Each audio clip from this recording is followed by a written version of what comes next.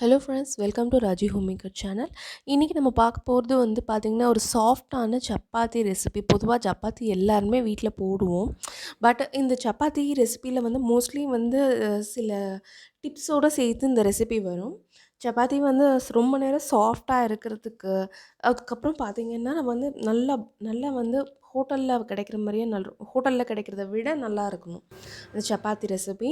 அது என்ன தான் நம்ம சைட் டிஷ் ரொம்ப நல்லா டேஸ்ட்டாக வச்சாலும் இந்த சப்பாத்தி சாஃப்டாக நல்லா வரல அப்படின்னா அந்த ரெசிப்பியே நல்லா இருக்காது. ஸோ இந்த சப்பாத்தி ரெசிபி எப்படி நம்ம நல்லா செய்யலாம், ரொம்ப நேரம் அதை சாஃப்டாக வச்சுருக்கலாம் அப்படிங்கிறத ட்ரிப்ஸோடு இந்த சப்பாத்தி ரெசிபி பார்க்கலாம்.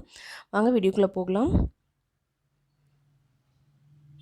இப்போ பார்த்தீங்கன்னா ஃபஸ்ட்டு நான் என்ன மாவு எடுத்திருக்கேன். மாவில் பார்த்தீங்கன்னா கொஞ்சமாக உப்பு, தேவையான அளவு உப்பு சேர்த்து முதல்ல மாவு, உப்பு எல்லாத்தையும் தண்ணியே எதுவுமே சேர்க்காம கலந்து விட்டுடணும்.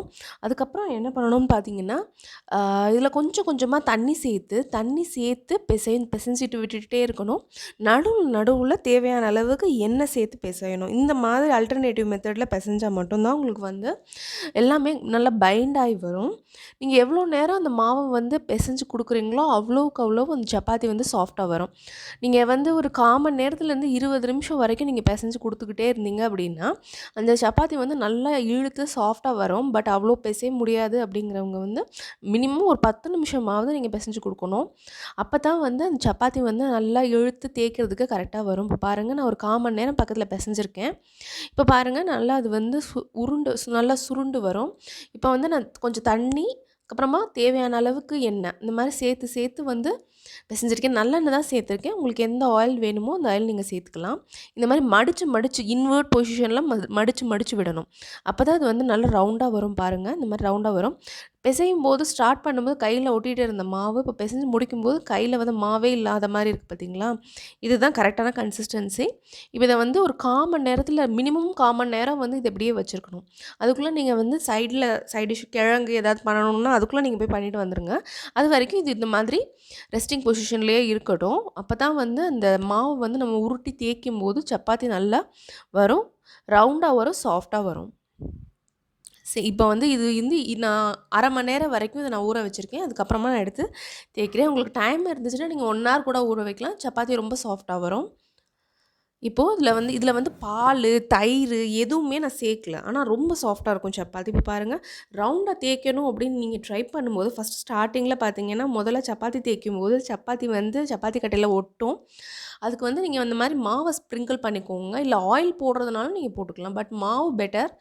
இந்த மாதிரி எடுத்து லேஸாக டஸ்ட் பண்ணிவிட்டு அதுக்கப்புறமா நீங்கள் தவாவில் போடுங்க. நீங்கள் ரொம்ப ரவுண்டாக வரணும்னு இந்த டைரெக்ஷனில் அந்த டைரெக்ஷனில் தேய்ச்சிக்கிட்டு இருந்தீங்கன்னா ரவுண்டாக வராது. ஜஸ்ட் நீங்கள் தேய்க்கும் போது ஃப்ரண்ட் அண்ட் பேக் கரெக்டாக தேய்ச்சிங்கனாலே ஓரளவுக்கு நல்லா அழகாக ரவுண்டாக வந்துடும் சப்பாத்தி. இதுக்கு மேலே நான் கொஞ்சமாக ஆயில் விடுறேன்.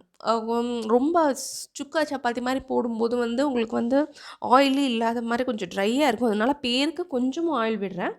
ஆயில் விட்டால் உங்களுக்கு சப்பாத்தி உப்பி வராது அப்படிங்கிறதுலாம் இல்லை. நிறையா விட்டுறக்கூடாது. நிறையா ஆயில் விட்டுட்டிங்கன்னா உப்பாது. நான் கொஞ்சம் இந்த ட்ரைனஸ் இல்லாமல் இருக்கணுங்கிறதுக்காக கொஞ்சமாக ஆயில் விட்டுருக்கேன். நல்லெண்ணெய் தான் சேர்த்துருக்கேன். இந்த மாதிரி சைடில் நீங்கள் இப்படி ப்ரெஸ் பண்ணி கொடுத்துக்கிட்டே வாங்க. அப்போ அது மிடில் உப்ப ஆரம்பிக்கும். எந்த சைடு உப்புதோ அதுக்கு ஆப்போசிட் டைரெக்ஷனில் ப்ரெஸ் பண்ணி விடணும். அப்போ தான் அது நல்லா உப்பும் நல்லா வேகும், நல்லா சாஃப்டாக வரும். இந்த மாதிரி நீங்கள் ப்ரெஸ் பண்ணி கொடுக்க ஆரம்பிச்சிட்டிங்க அப்படின்னாலே அடுப்பை கொஞ்சம் சிம் பண்ணிவிடுங்க. நீங்கள் ஹை ஃப்ளேமில் வச்சுருந்தீங்க அப்படின்னா சப்பாத்தியை நீங்கள் இப்படி அமுக்கி கொடுக்க அது உப்பும், ஆனால் தீஞ்சு போகிறதுக்கான வாய்ப்புகள் இருக்குது. ஸோ மீடியம் ஃப்ளேமுக்கு மாற்றிட்டு அதுக்கப்புறமா இந்த மாதிரி ப்ரெஸ் பண்ணி கொடுங்க. சப்பாத்தி நல்லா உப்பி வரும், சாஃப்டாக இருக்கும். பாருங்கள் ரிசல்ட்டை. நான் சொன்ன அதே டெக்ஸ்சரில் பண்ணும்போது இவ்வளோ நல்லா ஃபுல்லாக உப்பி வரும்.